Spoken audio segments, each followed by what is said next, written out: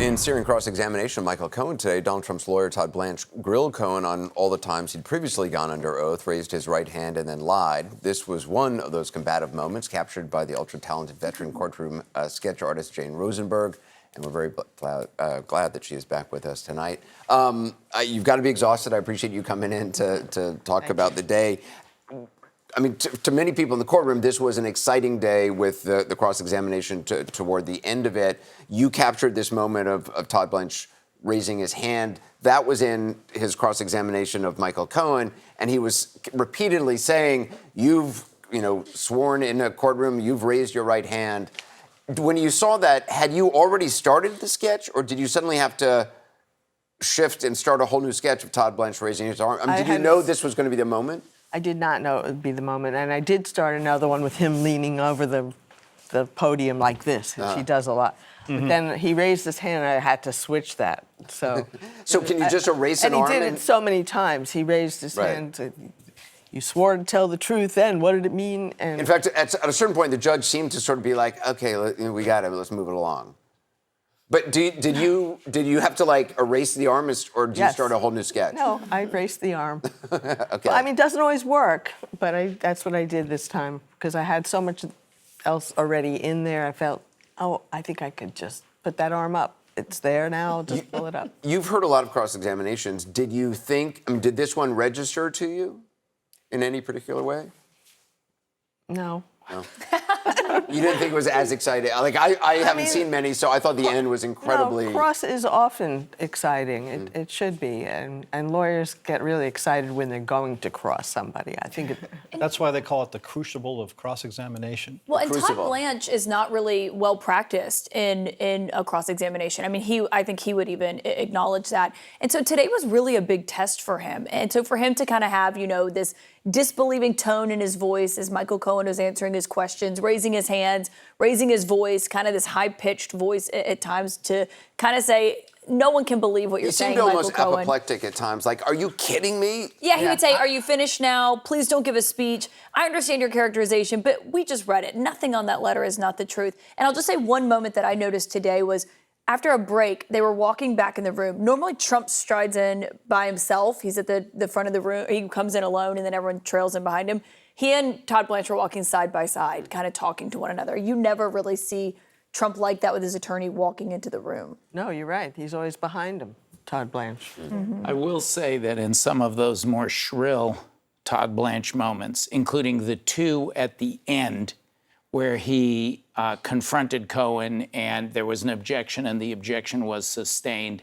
Those were moments the jury paid, I thought, hard to discern attention. They were very attentive. You couldn't read them. They were visibly annoyed with Blanche. I saw eye rolling, looking away. It was too much, and it detracted. It shows his lack of experience because it actually detracted from the point he was making. He would have been better to let the revelation that he had elicited from Cohen breathe rather than being objected to and so loud and unpleasant. It looked to me like the jury was not liking Todd Blanche very much in those moments. Well, editorializing while you're cross-examining a witness is usually a bad idea. I mean, that's not what you're there to do.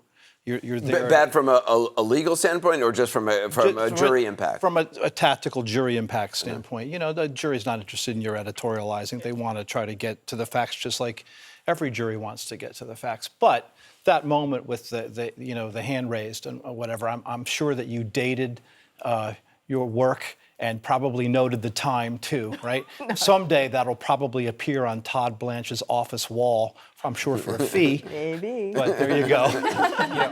I love critiquing lawyers as much as the next person, but every time I've talked to jurors, almost always what you hear from them is, the lawyers were fine, but the evidence was X. Yep. And they don't parse the performance of the attorneys as much as we do.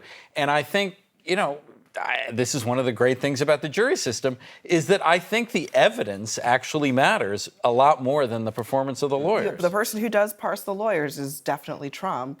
Yep. And I mean, if our friend Arthur Adalia was here, he would say, Trump, his other attorney, Susan Necheles, has way more experience in doing a cross than Todd Blanche.